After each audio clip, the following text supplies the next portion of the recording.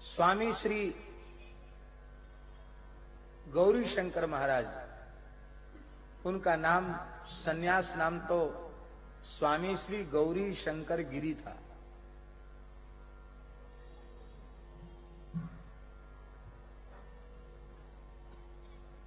इधर उस समय तो अफगानिस्तान तक सब भारतवर्ष ही था। अफगान क्षेत्र का उनका जन्म था, ब्राह्मण कुल का जन्म था, विद्वान भी थे शास्त्रों के, और युवावस्था में सब कुछ त्याग करके वे उज्जैन आए। वहां उन्होंने संन्यास दीक्षा ली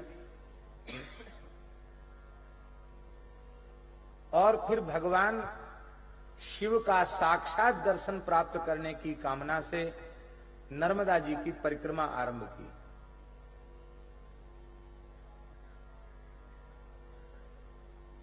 और नर्मदा जी की परिक्रमा वाले विधान से उन्होंने की। बहुत ध्यान से सुने।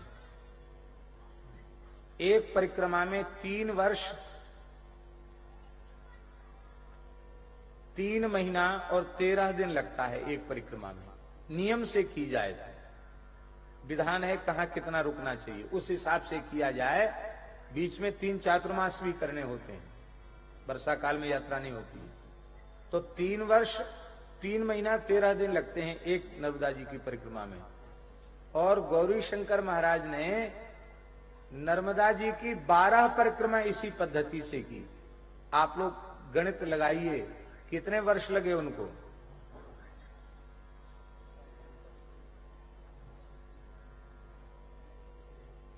हैं 40 वर्ष लगे उनको। 40 वर्ष लगे उनको परिक्रमा करने में।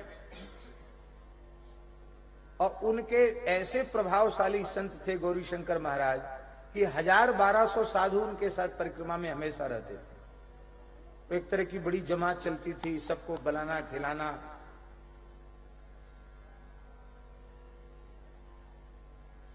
जहां साईं खेड़ा जगह है, वहां जब उनकी परिक्रमा का ही पथ है, वहां उनकी जमात पहुंची तो उनको बड़ी व्याकुलता हुई। बोले अब तो बुढ़ापा आने को हो गया, बूढ़ा हो गए, वृद्ध हो गए हम।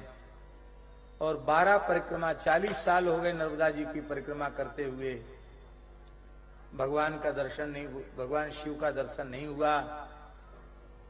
इससे अच्छा प्राण त्याग देना ठीक है। तो साईं खेड़ा जहां जगह है, वहां के पास में जो नर्मदा जी हैं, बहुत गंभीर जल वहां, उस जल के भीतर वो जीवित जल समाधि लेने के लिए भीतर बढ़े। श्री वृंदावन बिहारी लाल की जय। परम पूज्य श्री मौनी जी महाराज की जय। जय जय श्री राधे। विराजमान।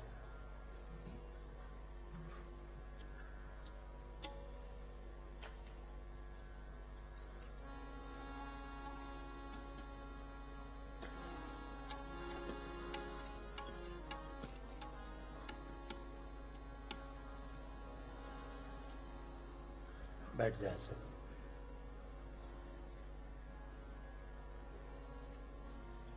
तो रात्रि को लगभग 3 बज रहा था। बहुत ध्यान से सुने, बड़ी ऊंची बात बता रहे हैं। और वो नर्मदा जी में जीवित जल समाधि के लिए जाने लगे।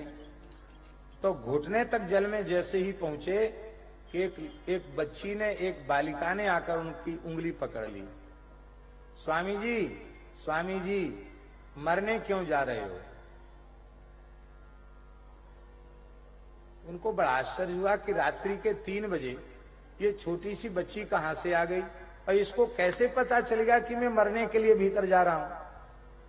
उसने कहा तुमको कैसे पता कि मैं मरने आया हूं? तो बच्ची ने हंसते हुए कहा कि बाबा हमको सब पता है तुम किस लिए भीतर जा रहे हो। मैं सब जानती हूं, सब पता है। तो इन्होंने कहा मैं तुम्हारी बात नहीं मानता, तुम कौन हो? तुम क्या नर्मदा हो जो तुम्हारी बात में मानूं? तो बच्ची हंस करके बोली कि हाँ मैं नर्मदा हूं। मैं स्वयं नर्मदा हूं,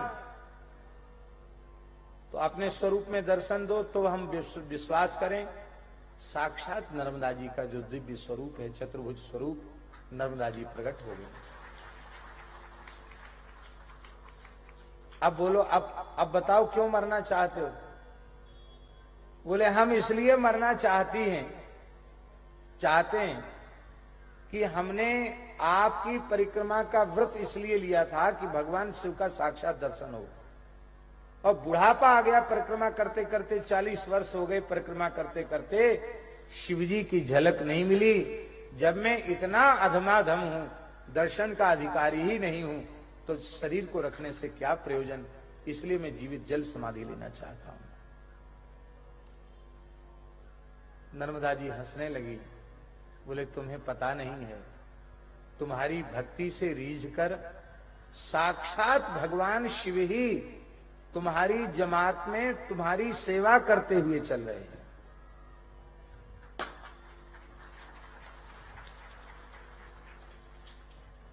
और आश्चर्य था, वो शंकर जी 40 साल, माने ऐसा समझिए कि थोड़े समय बाद ही जैसी जमात शुरू हुई बड़ी, कि ठाकुर जी शंकर जी सेवा में आ गए, तो उन्होंने कहा हमारी जमात में तो भगवान शिव, हमने तो पहचाने नहीं कौन है भगवान शिव। तो उन्होंने कहा कि जो स्वामी केशवानंद नाम रख करके तुम्हारे जमात में बर्तन मांजते हैं, रसोई बनाते हैं, वो साक्षात भगवान शिव ही है। तो इनके मन में आया कि केशवानंद तो सीधा साधा साधु है, बर्तन मांजता है, रसोई बनाता है, कुछ शंकर जी कैसे हो सकता है, चौका बर्तन करने वाला शंकर जी भला कैसे होगा। फिर मन में आया कि नहीं नहीं, कुछ चमत्कार भी उसमें है। वो कभी ये नहीं बताता है कि कुठार में अब चीनी नहीं है, घी नहीं है, वो सामग्री हो ना हो 1000-1200 साधुओं का हलवा वगैरह सब फटाफट तैयार कर देता है, तो चमत्कारी तो है। एक बाल्टी से 1200 साधुओं को फेर देता, बाल्टी बदलता नहीं, बाल्टी में सामान भी नहीं रखता। अब तमाम चमत्कार याद आने लग गए। और जमात में जो भी रिद्धि सिद्धि है उसी साधु की है, हो ना हो तो शिवजी है। अरे इतने लंबे समय से 20 वर्ष से शंकर जी चौका बर्तन कर रहे हैं, चलें। तो महाराज जी जैसे ही आए तो देखा वो बाबा पतेली गूंजा लेकर के पतेली मांज रहे थे। फिर उनको मोह हो गया, अरे बोले नहीं, ये बर्तन मांजने वाला साधु पूजा पाठ भजन नियम करता दिखाई नहीं पड़ता, खाली सेवा में लगा रहता, ये कैसे शिवजी हो सकता है। ये उनके मन में जैसे ही आया कि नर्मदा जी फिर प्रकट होगी उनके निकट और कहा कि अरे फिर भूल में पड़ रहे हो, अब भूल में मत पड़ो, पहचानो साक्षात शिवजी हैं, विश्वास न हो तो छू के देख लो। तो जैसे ही वे स्वामी गौरी शंकर महाराज जैसे ही निकट आए, आकर उन्होंने जैसे ही स्पर्श किया, स्पर्श करते ही उन्होंने, वो मांज रहे थे ना, उनको ऐसे पीछे से छुआ तो उन्होंने ऐसे देखा मुड़ के। जैसे ही देखा कि जटा मुकुट, ढाल चंद्र, गंगा जी, ललाट पर तीसरा नेत्र, त्रिशूल डमरू, संपूर्ण भगवान शिव का स्वरूप दिखाई पड़ा। अब तो चरणों में पड़ गए और बोले भगवान मैं आपको पहचान नहीं पाया। वो महापुरुष बोले बस हो गया काम, तुमने हमको पहचान लिया और हमने तुमको पहचान लिया कि तुम मेरे अनन्य भक्त हो, और तुमने मुझे पहचान लिया कि मैं तुम्हारा इष्ट हूं। बस अब हो गया काम, अब जमात घुमाओ, नर्मदा जी की परिक्रमा करो। और वे वहां से उठ करके चले गए। वे ही धूनी वाले दादाजी के नाम से प्रसिद्ध हुए। तो स्वामी केशवानंद ही धूनी वाले दादाजी के नाम से, और आज भी पूरे नर्मदा खंड में धूनी वाले दादाजी के बहुत चमत्कार प्रसिद्ध हैं। उनके शिष्य भी ऐसे ही हुए, छोटे दादाजी हरिहर महाराज। उनकी तीसरी पीढ़ी में जो उनके शिष्य हुए बड़े सरकार, वो भी ऐसे हुए। और इसमें चौथी पीढ़ी में जो है छोटे सरकार, वो देखने में बिल्कुल नहीं लगते कि ये महात्मा हैं। कभी पजामा और कुर्ता पहन लें, चूड़ीदार पैजामा और कुर्ता, कभी लांग लगा के धोती पहन लें, कभी कोई भगत बढ़िया सूट बनवा देवे और कहे महाराज उसको प्रसादी बना दो तो सूट भी पहन लें। लेकिन वे विरक्त महात्मा हैं, बड़े संयमी, बड़े सदाचारी, और उनके भी खूब चमत्कार प्रसिद्ध हैं, अत्यंत सरल हैं। गुरुजी ने कह दिया कि तुमको ऐसे ही रहना है, तो फिर यह गुरुजी से उन्होंने नहीं